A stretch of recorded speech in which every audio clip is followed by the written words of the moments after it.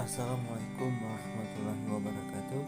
Perkenalkan, nama saya Ibrahim Anusi, NIM 1131420012, Prodi Manajemen Sumber Daya Perairan, mata kuliah Pencemaran Perairan.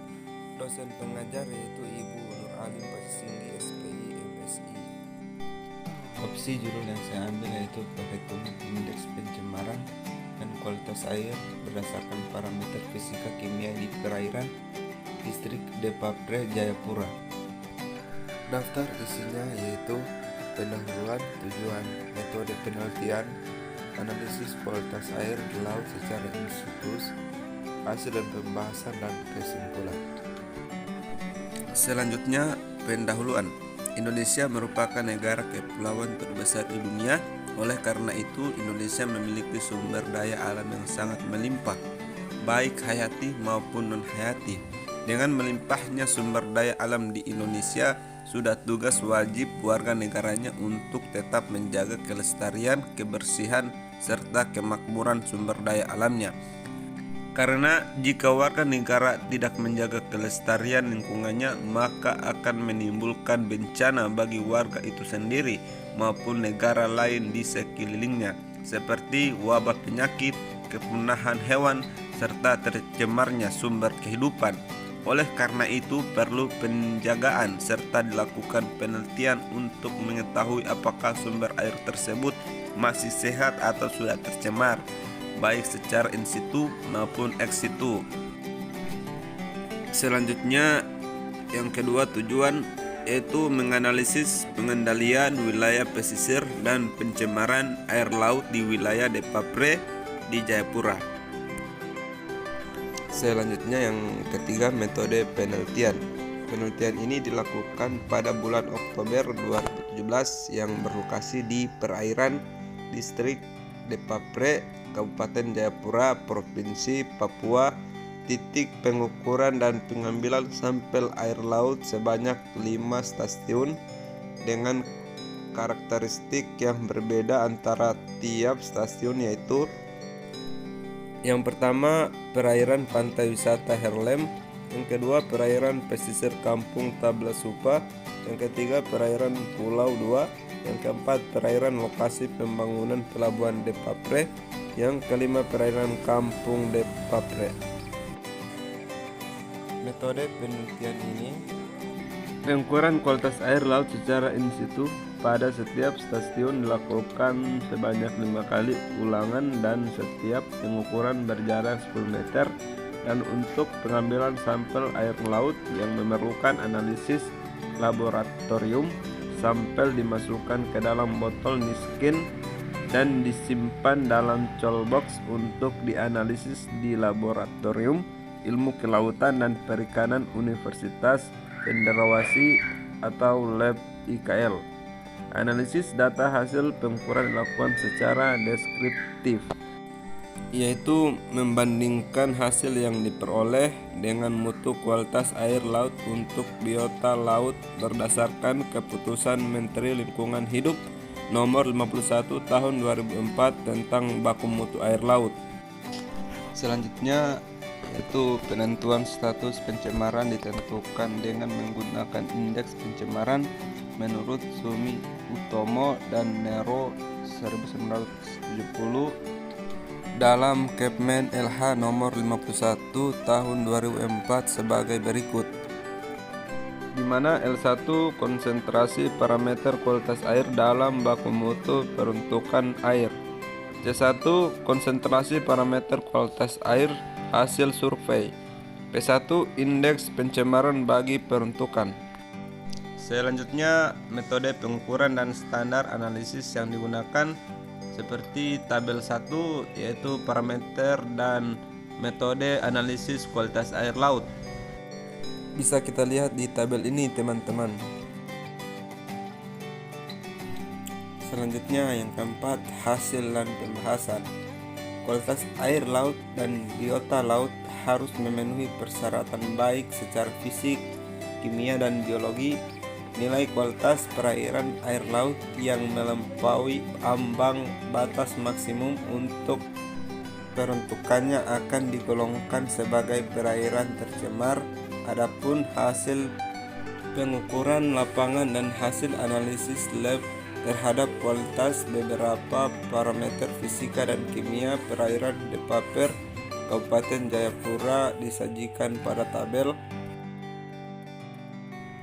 2, yaitu hasil pengukuran dan analisis kualitas fisika dan kimia air laut di perairan Depapre.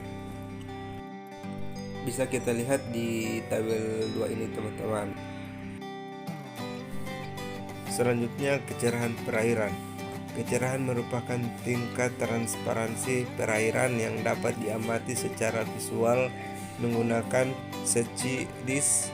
Dengan mengetahui kecerahan suatu perairan, kita dapat mengetahui sampai di mana masih ada kemungkinan terjadi proses asimilasi dalam air.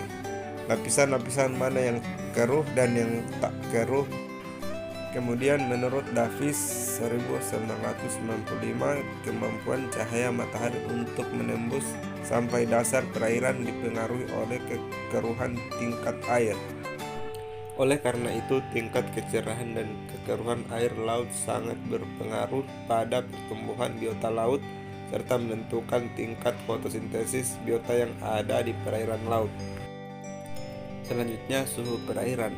Suhu perairan merupakan salah satu faktor yang amat penting bagi kehidupan organisme perairan dan salah satu faktor eksternal yang paling mudah untuk diteliti dan ditentukan.